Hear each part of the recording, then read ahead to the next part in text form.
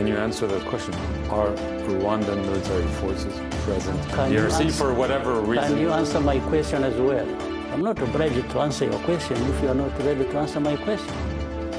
And this is what I tell the Western countries and others who raise these matters out of context. So I cannot just, you want to turn everything, a very complicated situation and a big problem, into a narrow thing of just accusing Rwanda of presence in Eastern Congo. No, and this is what I'm refusing. Let's not just talk about presence or support of anybody. Let's also talk about the underlying causes that would even make anybody do what they have to do if that is the case.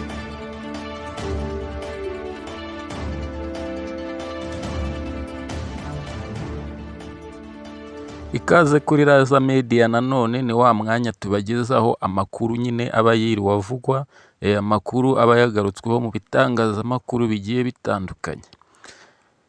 General James Kabarebe wahoze ari umugaba mukuru w'ingabo z'igihugu cy'u Rwanda, akaba kuri ubu yafatiwe ibihano n'igihugu cya Leta Zunze Ubumwe za Amerika, aho ibi bihano yabifatiwe ku rutonde aho yakurikiranaga n'uwo bita Kanyuka, akaba umuvugizi wa M23 mu bya politiki. Ibi bihano bije nyuma y'aho M23 nyine imaze igihe yigarurira ibice bigiye bitandukanye muri leta ya Repubulika Iharanira Demokarasi ya Kongo, mu gace ku ntara z'iburasirazuba za kiriya gihugu. Naho Perezida Paul Kagame we yagaragaye mu gitaramo muri Arena, aho yakiriwe n'urubyiruko ndetse n'abakuze bose bari bitabiriye kiriya gitaramo cy'abanyamuziki, aho yari yishimiwe cyane kandi nawe ku maso ye nk'uko byagaragaraga mwabonye yuko yari anezerewe rwose, kandi bigaragara yuko yishimiye umwanya yari arimo, kuko burya ibyishimo nabyo birahenda. Uyu muperezida kandi yagaragaye muri Arena n'ubundi ubwo u Rwanda ruri ku gitutu cyo kuvuga ngo rukure ingabo zarwo muri leta ya Repubulika Iharanira Demokarasi ya Kongo muri kariya gace k'uburasirazuba bwa kiriya gihugu, hakaba ari no mu burengerazuba nyine bw'igihugu cy'u Rwanda. Ni igice ku ruhande rw'u Rwanda, u Rwanda rufiteho igice cy'amajyaruguru ndetse n'igice cy'uburengerazuba bwo hagati ndetse n'uburengerazuba bw'amajyepfo. Aha ni muri buriya buseruko nyine bwa Repubulika Iharanira Demokarasi ya Kongo.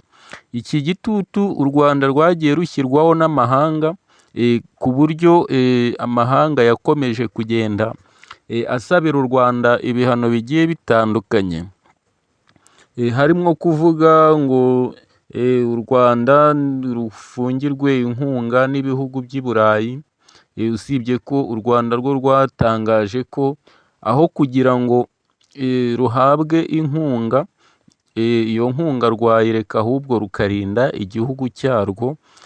Mwaranabibonye yuko inkunga ya mbere u Rwanda rwatangaje yuko rwahagaritse byari ubufatanye mu by'iterambere ry'igihugu cy'u Rwanda hamwe n'igihugu cy'Ububiligi. Ibyo byo mwarabibonye mu cyumweru gishize ko nyine Perezida Paul Kagame yatangaje yuko izo nkunga, cyangwa se u Rwanda rwatangaje ko izo nkunga zidakenewe rwose bazihagarika nta kibazo. Izo nkunga burya zahise zinahabwa igihugu cy'u Burundi nyuma y'uko u Rwanda rwo ruzihagaritse. Uyu mukuru w'igihugu ubwo yari ari hariya muri Arena ho, mbere y'uko kiriya gitaramo kiba, n'ubundi ibihugu by'amahanga byatangiye gutambamira kiriya gitaramo, babuza abanyagihugu babyo bari mu Rwanda cyangwa se abandi bantu abo ari bo bose ko kujya muri kiriya gitaramo ari ibyago, aho bashatse ndetse no kubuza bamwe mu bahanzi bari batumiwe kutitabira kiriya gitaramo, aho bagumye bashinja u Rwanda ko amafaranga akoreshwa nyine mu birori byiza nka biriya, mu miteguro, mu kubaka ibikorwa remezo nka biriya nka Kigali Arena, Stade Amahoro n'izindi, bo bagumya bashinja u Rwanda ko byihishe inyuma y'amaraso y'inzirakarengane ngo zicirwa mu ntambara ziri kubera mu burasirazuba bw'igihugu cya Kongo. Ariko ibi u Rwanda rwo ruvuga yuko rukomeza kubihakana ruvuga yuko rutari muri Kongo, ahubwo ingamba izo ari zo zose zaba zarasizweho mu bya gisirikare ari ukurinda imipaka n'imbibi z'igihugu cy'u Rwanda. Ibi niko ubuyobozi bw'u Rwanda bugenda bubigarukaho. Dukomeje n'ubundi noneho kuri ya nkuru yacu ari nayo y'ingenzi, General Retired James Kabarebe yafatiwe ibihano. Ibi bihano yabifatiwe hamwe na Kanyuka, aho ku ruhande rwa General Kabarebe bamushinja bavuga yuko ari we uhuza u Rwanda ndetse na M23, akaba ari we ukora amadiru yose yo gushakira M23 intwaro, akaba ari we nyine icyambu cyangwa se ikiraro gihuza nyine uriya mutwe n'u Rwanda, kuko uyu mujenerale wabaye umugaba mukuru w'ingabo cyangwa se wayoboye igisirikare cy'u Rwanda, uyu mugabo kubera ibigwi bye cyangwa se amateka afite mu bya gisirikare, intambara yarwanye, bagumya babona yuko ari we ngo waba ubyihishe inyuma, ari nayo mpamvu yasizwe ku rutonde rw'abafatiwe ibihano na Leta Zunze Ubumwe za Amerika. Ibi byatangajwe rero nyuma y'uko n'ubundi M23 yo ikomeje gukataza yifatira ibice muri kiriya gihugu cya Kongo, aho kuri ubu ngubu bari no kuvuga yuko M23 ngo ishobora kuba igiye kwihuza n'umutwe wa Twirwaneho. Uyu ni umutwe washinzwe n'abatutsi bo mu bwoko bw'Abanyamulenge batuye mu misozi ya Minembwe, hariya ni mu bice by'inyuma ya za Bukavu, aho uba werekeza mu bice bya za Uvira. Aha rero M23 n'ubundi naho yamaze gutangaza ko yahigaruriye kandi bidasubirwaho. Kanyuka rero nawe yafatiwe ibihano na Leta Zunze Ubumwe za Amerika ndetse byihuse. Uyu mugabo we hari imitungo yari afite, amakampani, kampani ebyiri, imwe iherereye mu Bwongereza indi ikaba mu Bufaransa, akaba ari kampani zigenzura ndetse zigateza imbere iby'ubucukuzi bw'amabuye y'agaciro. Uyu mugabo rero kampani ze nawe zafatiwe ibihano, aho binakekwa ko cyangwa se binavugwa ko zishobora kuba zahise zijya mu maboko ataraye, cyangwa se biriya bihugu byamufatiye ibihano nyine nibyo bihita bizigarurira. Uyu mugabo nawe ngo niwe ukorana na Kabarebe, aho Kabarebe we bavuga yuko ngo ari gukora amadiru yo kumenya amasoko yo gucuruza izahabu cyangwa se andi mabuye y'agaciro ahambaye aturuka muri buriya burasirazuba bwa Kongo. Ngo niwe ushaka isoko, hanyuma bigacishwa mu Rwanda maze bikambutswa bikajyanwa ku masoko mpuzamahanga arimo ay'i Burayi, Amerika ndetse na Aziya, dore ko n'ubundi twebwe inaha muri Afurika n'ubundi ayo mabuye twe ntacyo tuyakoresha, yambutswa mu ibyo bihugu bikomeye nyine n'ubundi by'iwabo. Abo baba bafata ibihano n'ubundi ni nabo bagura ayo mabuye, cyangwa se baba bazi uburyohe bw'ikiva nyine muri iyo mitungo kamere, bakomeza gushinjanya yuko ariyo u Rwanda ruba ruri gushaka mu burasirazuba bwa Kongo. Ndetse n'ubwo ibi bishinjwa u Rwanda rwo ruvuga yuko rwifitiye iyayo mitungo kamere, ari nayo igurishwa n'u Rwanda ku isoko ry'amahanga cyangwa se mpuzamahanga. Leta y'u Rwanda rero ikomeza gutangaza kandi ivuga yuko Abanyarwanda badakwiye guterwa ubwoba n'ibihano birimo gufatwa, kuko ibyo nta kintu bizahungabanyaho ku Rwanda. Bagumya bahumuriza abaturage bababwira ko icyo ari cyo cyose kizaba, u Rwanda rwo rugomba kurinda imbibi z'igihugu. Ibi rero ni ibigenda nyine bigarukwaho bitangazwa n'abavugizi ba leta ndetse n'umukuru w'igihugu, aho bigumya gushimangirwa yuko batazigerera bareberera uwo ari we wese uzashaka guhungabanya nyine umutekano w'u Rwanda.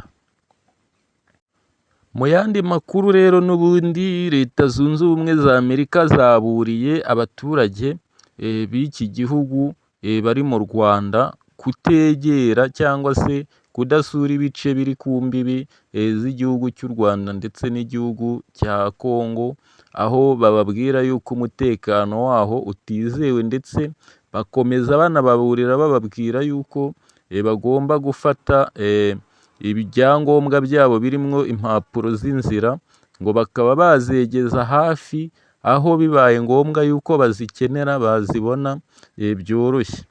Ibi rero n'ubundi bagumya babivuga bababwira yuko igihe haba hari umuturage wa Leta Zunze Ubumwe za Amerika ugize ikibazo aho ariho hose, yakihutira kubimenyesha Ambasade ya Amerika aho iherereye mu Rwanda kugira ngo abashe kuba yatabarwa. Si Leta Zunze Ubumwe za Amerika zaburiye abaturage bazo kwitwararika hano mu Rwanda, ahubwo n'igihugu cya Kenya nacyo ari ibyo cyatangaje. Ibi rero bibaye ubwo hamaze igihe Leta ya Kongo ivuga ko izatera u Rwanda ikarwigarurira, u Rwanda rukaba intara ya 8 y'igihugu cya Repubulika Iharanira Demokarasi ya Kongo, aho Kongo ibitangaza ibifatanyije n'igihugu cy'u Burundi, aho bivugwa yuko icyo gihugu cy'u Burundi na Kongo bizatera u Rwanda maze bikarwigarurira, bigakuraho ubuyobozi bigashyiraho ubundi, ndetse igihugu ntikikitwa u Rwanda kikitwa intara ya 8 ya Leta ya Kongo. Iyi ntambara yari ikomeje kuvugisha abantu benshi, aho intambara bivugwa ko ishobora kuba iy'akarere kose. Iyo tuvuze akarere aba ari ibihugu bigize ibice by'uburasirazuba bwa Afurika, ndetse n'agace k'ibihugu bigize ibiyaga bigari. Aha ngaha niho nyine baba bavuze akarere. Iyi ntambara rero ikomeje kwikangwa mu bihe bitandukanye, aho bimwe mu bihugu byamaze kugaragaza uruhande bizaba bihagazemo nyine igihe intambara yaba ibaye. Ku ruhande rw'u Rwanda hari igihugu cy'Ubugande, cyo cyamaze kudekarara ko uzakora ku Rwanda azaba ahamagaye Ubugande mu ntambara, ndetse binavugwa yuko igihugu cya Kenya nacyo gishobora kuzahagarara ku izi mpande z'igihugu cy'u Rwanda n'Ubugande. Noneho ku ruhande rwa Repubulika Iharanira Demokarasi ya Kongo ho hari igihugu cy'u Burundi, hakaba igihugu cya Tanzania, hakaba Afurika y'Epfo, hakaba Chad, ndetse n'ibindi bihugu byose bigize umuryango w'ibihugu bya SADC cyangwa se bya SADC. Murumva rero yuko iyi ari intambara iri kwikwangwa mu buryo bukomeye cyane, ku buryo nyine iyo hakurikijwe iby'ubutasi cyangwa se iby'ibihugu bikomeye mu by'ubutasi bitangaza, nyine uba wumva ko iyi ntambara ishobora kuba, ariko n'ubundi ku mpande zombi nyine u Rwanda rwo n'ubundi Perezida Paul Kagame aherutse kumvikana avuga yuko u Rwanda rwo rushaka amahoro, kandi anateguza avuga ko ushaka amahoro n'ubundi mu busanzwe ngo ategura intambara, ngo u Rwanda rwariteguye rwose ubishaka azaze hanyuma bahangane. Ni uko ngayo nguko nyine, ayo ni amakuru tuba tubanyuriramo hano kuri Raza Media TV. Wowe wari ukurikiranye nyine Raza Media TV, reka tukubwire ko ari aha ngaha duhiniye. Tuzongere duhure mu makuru yacu ataha, aho tuzaba tukugezaho amakuru yaranze icyumweru. Ugire ibihe byiza.